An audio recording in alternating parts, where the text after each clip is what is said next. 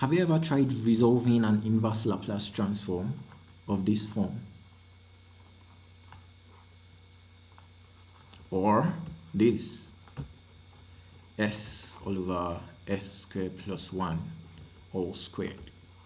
Have you ever tried resolving such an inverse Laplace transform? This one looks a little bit tricky, and some of us might want to say, oh, this one looks like a sine t and this one looks like a cos t, but nope, it's not sine t and it is not cos t either. But this kind of problem will take you through a series of things that you need to know importantly in Laplace transform. So in this video, good day and welcome. I am going to introduce you to the Laplace transform convolution theory. So in Laplace transform,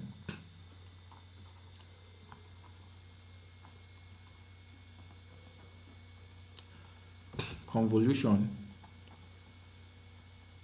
is defined as the Laplace inverse of an f of s times a g of s is given to a function h of t, such that h of t is an integral from 0 to t, and you now have f of tau g of t minus tau d tau.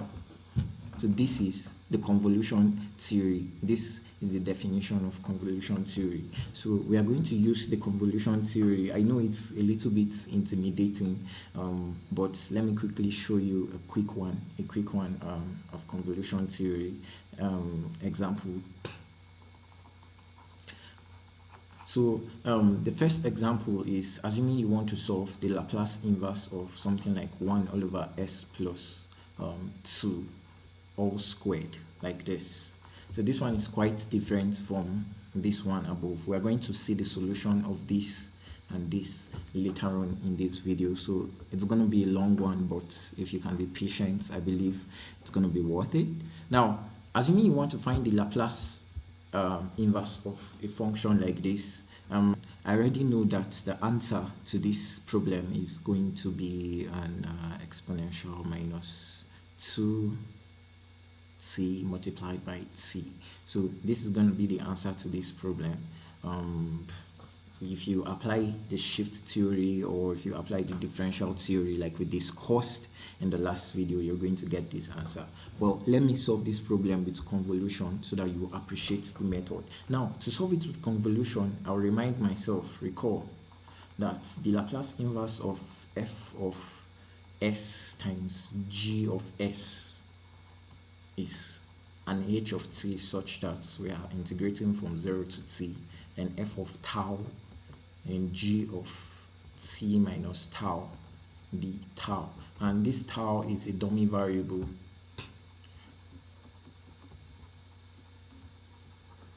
It's just a dummy variable that we use to achieve our end. Okay, so it's like a means to our end somehow, so don't really worry about it too much. So I'm going to split this particular fraction into two like this. You have 1 all over s plus 2 multiplied by 1 all over s plus 2 in this way.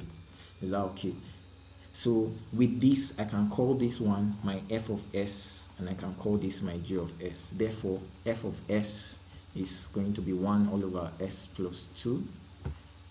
So the implication is that my f of t, if you take the inverse Laplace transform of this man over here, what are you going to get? Very good, exponential minus 2t. So similarly, my g of s is going to be this over here. Okay, so when you write it, you have 1 over s plus 2. And when you take the inverse Laplace transform of this particular function over here, you're going to get exponential minus 2t. So we've gotten f of t and g of t. F of t is exponential minus 2t, g of t is exponential minus 2t. So according to the formula, I need an f of tau, my dummy variable, and g of t minus tau. So I'm going to find my f of tau by replacing anywhere I see t with tau, exponential minus 2 tau. Okay, then g of t minus tau is going to be what? Exponential minus 2 into what? T minus tau. So without waste of much time, I'm going to resolve this one. Exponential minus 2t then plus 2 tau, which is exponential minus 2t dot exponential 2 tau by law of indices. Is that okay? So I'll now evaluate my h of t. H of t is the answer to this problem. H of t is the answer to this problem. So it's h of t we want to find, and h of t is the convolution of this, the Laplace transforms of these functions. So the inverse Laplace of the function, sorry, f of t and h of t. So that's the convolution. So if we want to find h of t, we are going to say our h of t is integral from 0 to t, then f of tau, then g of t minus tau, d tau. Okay, so if you apply this convolution theory to evaluating your h of t, okay, you already have the value of your f of tau, which is exponential minus 2 tau. Then your g of t minus tau has been resolved to exponential minus 2 t dot exponential 2 tau. So you have the tau over here. Now, if you observe carefully by law of indices, this term will cancel this term out because you have exponential minus 2 tau plus 2 tau, which is exponential 0, which is 1. Okay, so these two terms cancel out, and we're left with integral from 0 to t exponential minus, this is exponential minus 2t, right? Sorry, exponential minus 2t, exponential minus 2t, then the tau. So what happens is that this exponential minus 2t, you're going to treat it as a constant because it is not the value with which we are integrating respect to. It's still the same thing as exponential minus 2t integral from 0 to t, and you now have the tau. Then this is exponential minus 2t, then integrating the tau with respect to tau, you're going to get tau from 0 to t. Is that okay? So applying the definite integral, your h of t is going to be exponential minus 2t. I'm always writing 2t and 2 tau the same. It's actually exponential minus 2t. Then apply the definite integral. You have when tau is t minus when tau is 0. So finally, my h of t is exponential minus 2t multiplied by t minus 0 is t. And that gives me the answer like I predicted up here. Is that okay? Exponential minus 2t dot t. So this is convolution theory for you. So you can apply convolution when you have some Laplace transforms that are really like complex. You understand? Complex Laplace transform, like something like this, where you cannot really picture the answer, but you know that if you split that particular complex fraction into a product of two fractions, for instance, say f of s and g of s, then you know how to find the Laplace transform of Laplace inverse of f of s, and you know how to find the Laplace inverse of g of s. So that's the concept. If you can split the question that you're giving into forms that you know how to find their inverse Laplace transform, then you're good to go to apply the convolution theory. The only challenge is that convolution theory depends on your strength to integrate functions. So, but I don't want you to see that as a stumbling block, rather see it as a stepping stone to improve your integration. So we are going to get some general formulas that I would seriously want you to take very seriously. Seriously want you to take very seriously. I hope you still understand what I'm trying to say. I want you to take what we're about to do now very seriously, because I actually have seen this exam question repeating on and on and on and on. Now, the truth about it is that because convolution theory is very long, we might not have all day to prove convolution theory in the exam hall. But what we are going to do now is what you're going to use as a basis to summarize your answer when you get to the point that we are going to see later. So in another video after this one, I am going to be applying almost everything that we've learned so far about Laplace transforms. and I'll also show us how to find the Laplace transform of derivatives and 4 steps that we should take when we are solving the Laplace transforms for derivatives. After this video, I am going to show you a question that normally occurs in exams, okay, and a question that you might want to treat very seriously.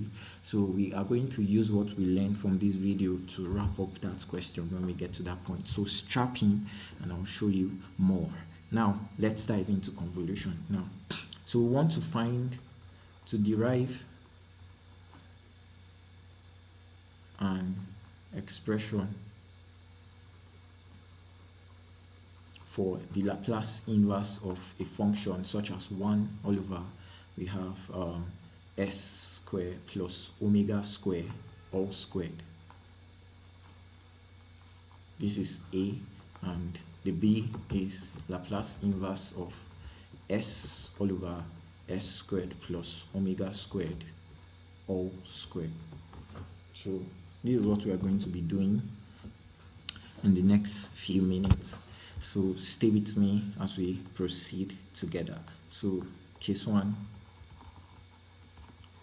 So case 1 is when I have the Laplace inverse of 1 all over s squared plus omega squared all squared. And the truth is, I don't know how to, we might not be able to split this into partial fractions in the real domain. You can actually do this in the complex domain. You can split this function into partial fractions with complex numbers. Then you now solve with complex numbers and you still get the same answer. Trust me, I've done it, and I took like how many foolscap pages again? It was quite long, but let's use convolution. Convolution seems like the easy way out. So I will split this fraction into 2 like this, s squared plus omega squared multiplied by 1 all over s squared plus omega squared. I hope you know it's the same thing. Okay, so I can associate this to my f of s and this to my g of s. So from doing this, I can see that my f of s is 1 all over s squared plus omega squared. So my f of t is the inverse Laplace transform of 1 all over s squared plus omega squared, which is going to give me, if you observe very well, it's still the same thing as 1 all over omega Laplace inverse of omega divided by s squared plus omega squared. And if you look, you have 1 over omega and I have sine omega t. Is that okay? So 1 over omega sine omega t is the Laplace inverse of this function over here. So since g of s is equal to f of s, so my g of t is also the inverse Laplace transform of f of s, or the inverse Laplace transform of g of s, which is still going to be 1 all over omega sine omega t. So in essence, f of s and g of s will produce the same f of t and g of t in this case. Are we good? Now that we've gotten the expression for f of t and g of t, we can now state our convolution formula. So our h of t is the inverse Laplace transform of any f of s multiplied by g of s, such that we take our integral from 0 to t, then f of tau, g of t minus tau, the tau in this form. So my f of t is 1 over omega sine omega t. So the implication is that f of tau is 1 over omega, and you now have sine omega, and you now have what? T minus, okay, sine omega tau. So you just replace your t with tau, so sine omega tau in this case.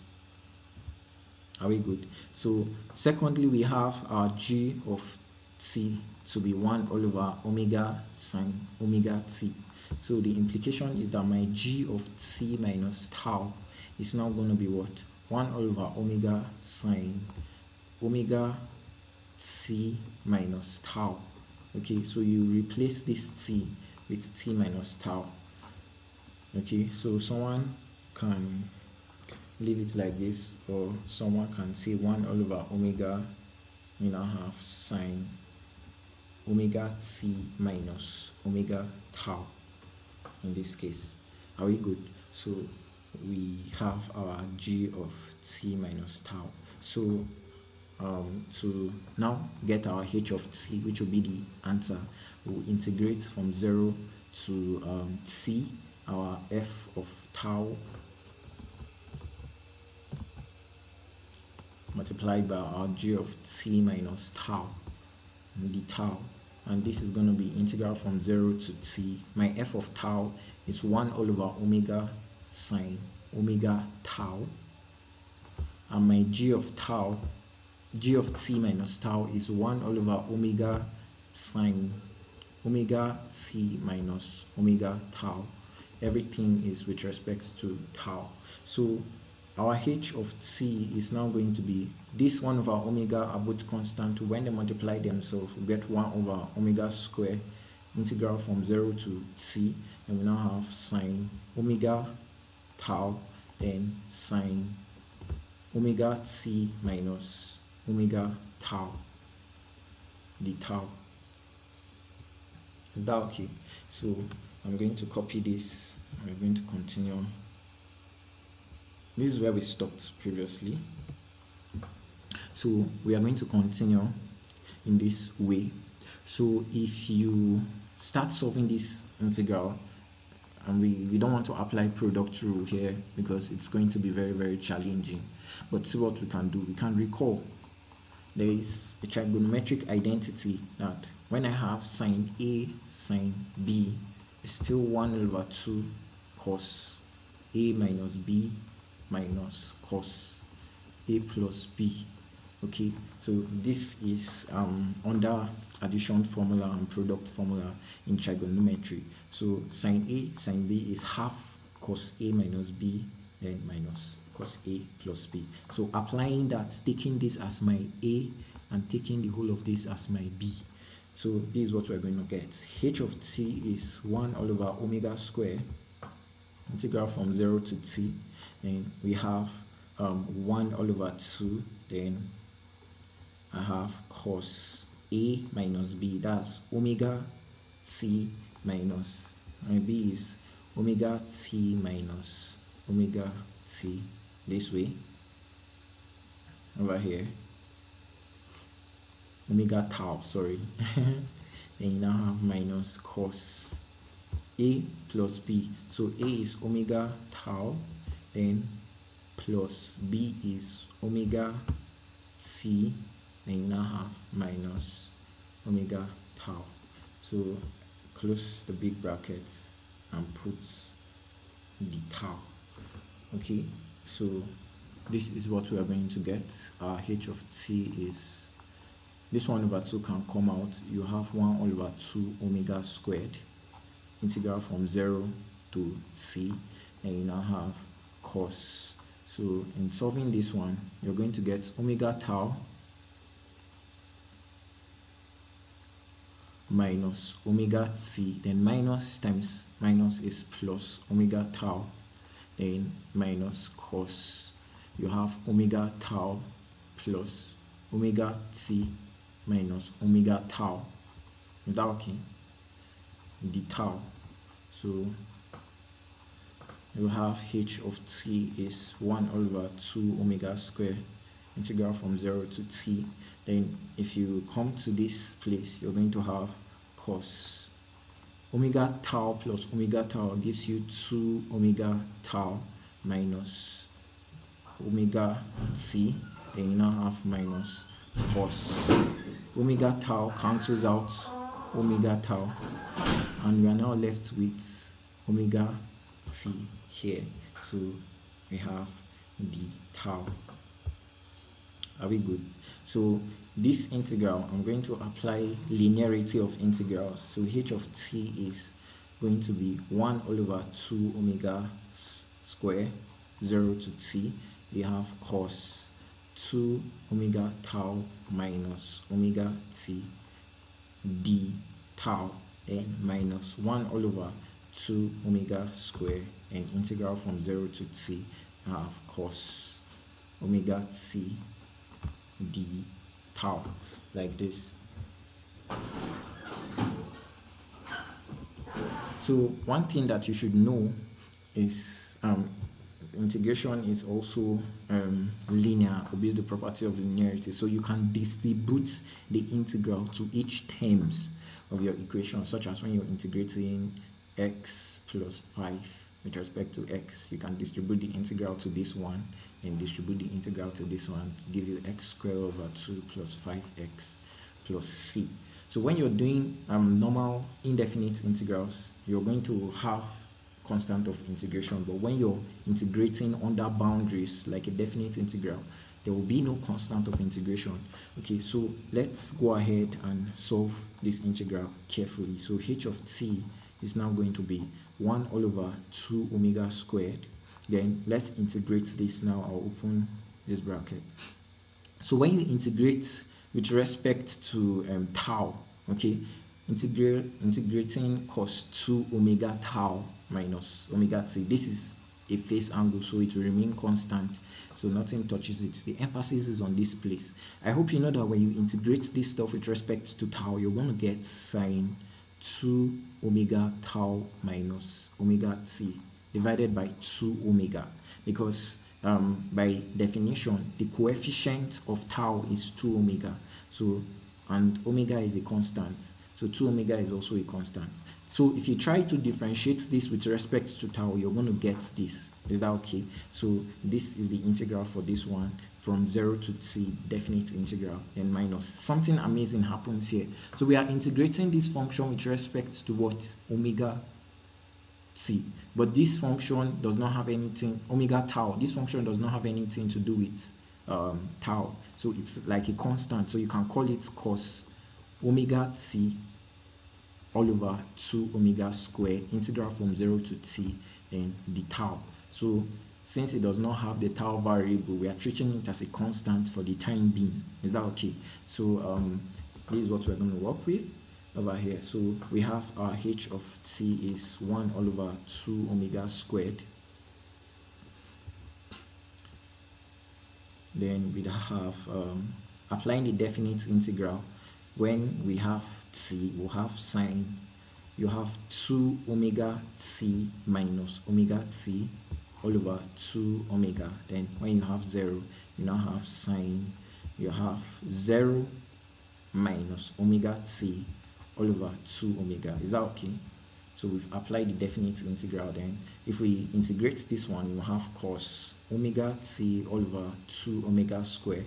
Then integrating 1 with respect to tau, you're going to get tau. Then apply the definite integral from 0 to t. Then h of t will be 1 all over 2 omega squared. Then you have 2 omega t minus omega t gives you omega t, so you have sine omega t all over 2 omega, and minus, we'll have sine minus omega t, 0 minus omega t all over 2 omega here, and you now have minus cos omega t all over 2 omega squared into t minus 0 by applying this definite integral. So we are making progress. So our h of t is going to be 1 all over 2 omega squared, and you now have sine omega t all over 2 omega. Then you now have sine minus theta. It's still the same thing as minus sine theta. So this is minus sine what? Omega t all over what? 2 omega. So this minus change to plus. Is that okay? And you now have minus cos omega t all over 2 omega squared. And if you check this one, you'll just be left with t. So h of t is 1 all over 2 omega squared. And when we integrate, or when we add up this one, what are we going to get? Of course, we're going to get 2 sine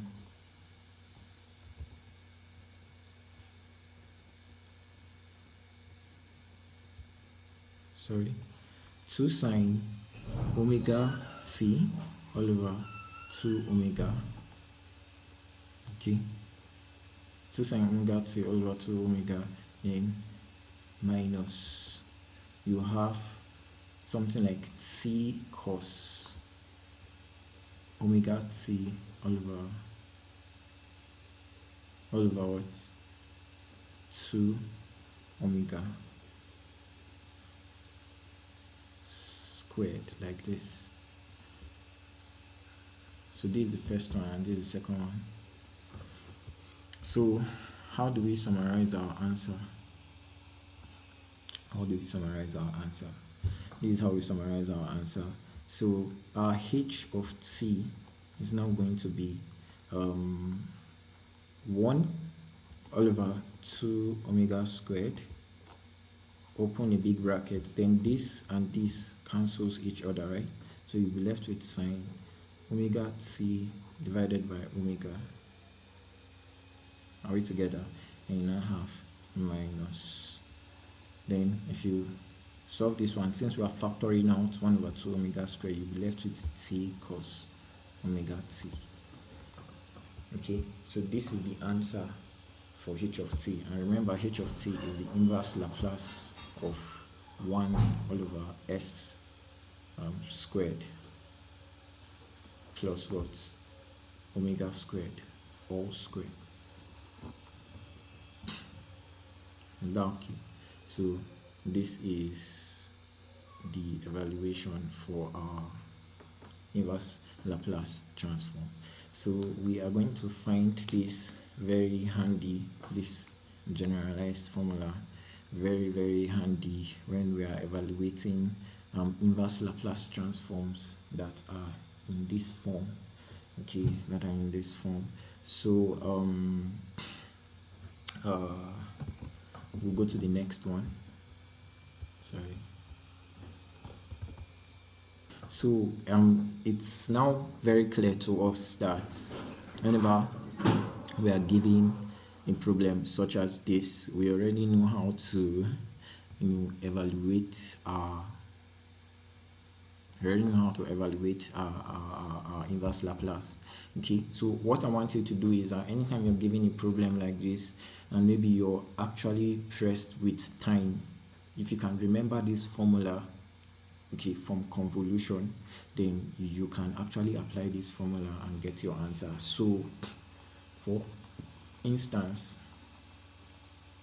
the Laplace inverse of 1 all over s squared plus 1 all squared is going to be, now if we compare this with this one over here, we'll see that s squared is being added to 1, which in our case is the value of our omega. So the value of our omega in this particular problem is 1 unity. Is that okay? So since the value of omega in this problem is unity, so what you're now going to do is that to resolve this particular problem, you are going to use this formula and your answer is going to be 1 all over 2 times your omega square, and you now have sine 1t all over 1, then minus t cos 1t. You see?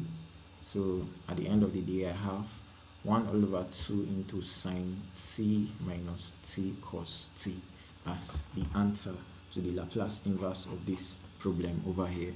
Is that okay? So this is how to apply the formula. So the Laplace inverse of this one, okay, is gotten from convolution. You need to state this formula, you need to memorize it.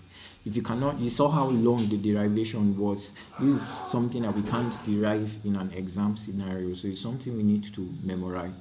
So having memorized it, you can now apply it. Okay, so you have to learn how to memorize it. It's gonna take time, but you need to learn how to memorize it and commit it to your heart, just like you memorize the formula for area of circle and perimeter of some shapes. So let's go to the second case. In the second case now, I want us to find the Laplace inverse of s all over s squared plus omega squared all squared. So this one is actually going to be a little bit tough, but should it be tough? No, it shouldn't be tough because you've already gone through the first one. So as usual, if you want to find the expression for this one, okay, so you're going to say let our h of t be the Laplace inverse of s all over s squared plus omega squared, all squared. Is that okay? So h of t is the Laplace inverse of s all over s squared plus omega squared, all squared. And if we split it into two products to make it simpler, I'll have a 1 all over and s squared plus omega squared, then times s all over s squared plus omega squared, like this. So this is still going to give us this. So I can call this my f of s, and I can call this my g of s. Is that okay? So my h of t is, okay, let me just state h of t again. So f of s in this case is going to be what? 1 all over s squared plus omega squared. And g of s is going to be s all over s squared plus omega squared. Is that okay? So if you want to find your f of t, it's going to be the Laplace inverse of 1 all over s squared plus omega squared. And this is going to be 1 all over omega Laplace inverse of omega over what? S squared plus omega squared, which gives me that my f of t is sine omega t all over omega. Is that okay? Sine omega t all over omega, sine omega t over omega. Then in the case of g of s, we can say our g of t, let me draw a demarcation. G of t is the inverse Laplace transform of s over s squared plus omega squared. And if you are very conversant with Laplace transform tables, this is your cos omega t. Is that okay? So we've gotten our f of t and g of t. So we need to find h of t by getting the convolution of f of t and g of t. And this is defined by the integral from 0 to t. You have your f of tau and g of t minus tau, the tau. Okay, so this is our f of t and this is our g of t. Okay, so we want to find f of tau. F of t is given to me as sine omega t over omega. So my f of tau is going to be sine omega tau over omega. My g of t is given to me as cos omega t. Then my is going to be cos omega t minus tau, which is cos omega t minus omega tau. That's our g of t minus tau. So we can now apply it in h of t as follows. My h of t is now integral from 0 to t. So my f of tau is sine omega tau over omega. Then dot g of t minus tau is cos omega tau minus omega t minus omega tau. Then everything is d. Are we all good? So let's see what we are going to do next. I'm going to copy and paste to the other side of the page. Alright, at this point our h of t is 1 all over omega integral from 0 to t sine omega tau, then cos omega t minus omega tau, like this. Okay, the tau. So at this point we want to integrate this. So to integrate this, you apply addition formula or product formula in trigonometric identities. So we have to recall that any sine a cos b is still the same thing as 1 all over 2 into sine a plus b plus sine A minus B. Okay, so this is the formula that will help us to calculate sine A cos B. So I'll take this as A and take this as B. So my h of t is now going to be 1 all over omega, then integral from 0 to t. So I have 1 all over 2, then so for sine A cos B, I'll have sine A plus B, which is omega tau plus I have omega t minus omega tau, okay, then plus sine A minus B, which is omega tau and minus omega t minus omega tau. Okay, so everything is with respect to tau. Then my h of t at this point will be 1 all over 2 omega integral from 0 to t. Then if we evaluate this, what are we going to get? We're going to get sine omega tau plus omega tau, okay, which is a 2 omega tau, omega tau minus omega tau, okay, because this plus, when you open the bracket, it will still remain minus, then this and this will cancel out, so you'll be left with sine omega t here. Is that okay? Sine omega t then plus, then if we evaluate this one, we're going to get sine, then if we evaluate this minus this, then minus times minus is plus, so I'm seeing an omega tau plus omega tau, which is 2 omega tau, and minus omega t, then this the omega, okay, then h of t is going to be 1 over 2 omega integral from 0 to t. So I have sine omega t the tau, then plus 1 over 2 omega, are we good, integral from 0 to t, then evaluating this, you have sine 2 omega tau minus omega t and the tau. So we already know that this first term does not have anything to do with omega tau, so it can come out. So you have sine omega t divided by 2 omega integral from 0 to t, and you have the tau, or 1 the tau, and plus 1 over 2 omega. So let's start integrating this one. So if we integrate this term, when you integrate sine, you're going to get a minus cos, okay, 2 omega tau minus omega t. Then you divide by the coefficient of tau, because we are integrating with respect to tau, which is 2 omega.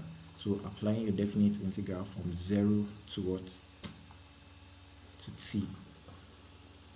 Is that okay? So your h of t is, in this case, you will have sine omega t all over 2 omega. Integrating 1, you get tau, 0 to what? Tau, with respect to tau, and plus. See what happens here. So 1 all over 2 omega. Are you with me? Now, if I apply this negative sign to my definite integral, what do you think happens to the definite integral? It reverses the direction of the definite integral, okay? So it makes it to actually be in this form, t and 0. So a negative sign can change the direction of your definite integral. So instead of you to use it to like corrupt your answer or to change your answer, you can just apply it to a definite integral, then reverse the direction. So h of t is sine omega t divided by 2 omega. So when we apply our tau to our definite integral, we'll have t minus 0, then we'll now have plus 1 over 2 omega. Now let's apply the definite integral. When t is 0, when tau is 0. Okay, remember this is with respect to tau. So when tau is 0, you will have cos 0 minus omega t, okay, all over 2 omega. Then minus when tau is t, you have cos 2 omega t minus omega t all over 2 omega. So our h of t is going to be sine 2 omega t all over 2 omega multiplied by t, and plus 1 all over 2 omega. And if we resolve this one, cos 0 minus omega t is minus omega t, but fortunately for us, cos minus theta is still cos theta. So this resolves to cos omega t all over 2 omega, and minus. Now, if you check this one very well, 2 omega t minus omega t will give you omega t. Okay, so you have cos omega t all over 2 omega. So what did you observe? Omega t, cos omega t over 2 omega minus cos omega t over 2 omega cancels out. And the whole of this second term cancels out, leaving us with just the first term, that our h of t is equal to t sine 2 omega t divided by what? 2 omega. So this is the answer to our problem. This is the answer to our problem, and this is the inverse Laplace transform of s all over s squared plus omega squared all squared. Okay, so this is the Laplace inverse. So back to the example that we were given at the beginning of this manuscript. I wanted to find the inverse Laplace of this one, which we have already found. So let's go ahead and find the inverse Laplace of this, so that we'll get our answer. So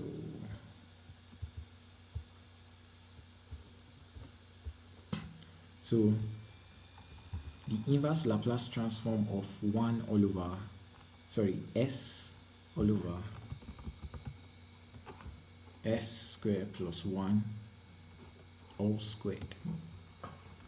We are taking as our omega. Our omega is 1, so our h of t in this case will be t sine, you will have 2t, that's 2 times 1 all over 2.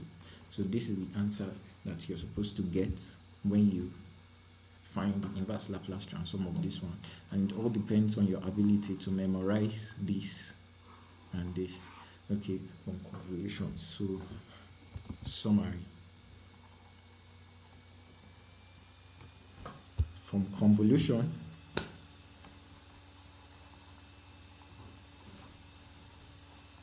we have seen that the Laplace inverse of 1 all over s squared plus omega squared all squared is going to give me 1 over 2 omega squared bracket sine omega t over omega minus t cos omega t.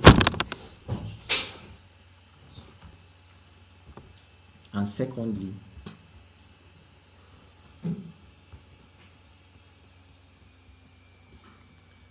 the inverse Laplace of s over s squared plus omega squared all squared has given me t sine 2 omega t all over 2 omega. Okay, so you need to memorize these formulas because we'll find them very handy as we progress further. So thank you for watching this video up to this point. I hope you now understand convolution theory. So this is the last time I'll derive anything this long, perhaps, on convolution, because if I encounter this problem in exam, I'll just write this formula and apply this formula to get the answer, okay, of my problem. So I hope you understood it, and if you did, I guess we are going to tie the knots over here. So I think I actually made a little error. So this place is not supposed to be 2. So I think you should correct it. It's, I don't know how the 2 came there. So these are just some little errors that actually come along when we are solving problems like this. So this is just in this way. There is no 2 there. I think where I made the mistake was at this point. When you move from here to here, there was no 2, but I added the 2.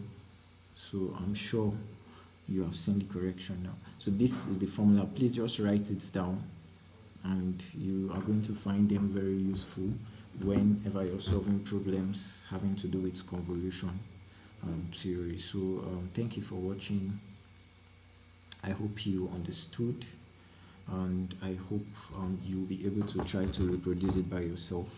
So till the next video, where we are going to be solving the biggest problem in Laplace transform, I think, for differential equations. I want you to hold these formulas very secured. You will find them useful when we get there. All right, see you, stay blessed. Bye. Like, subscribe, hit the notification button to stay updated.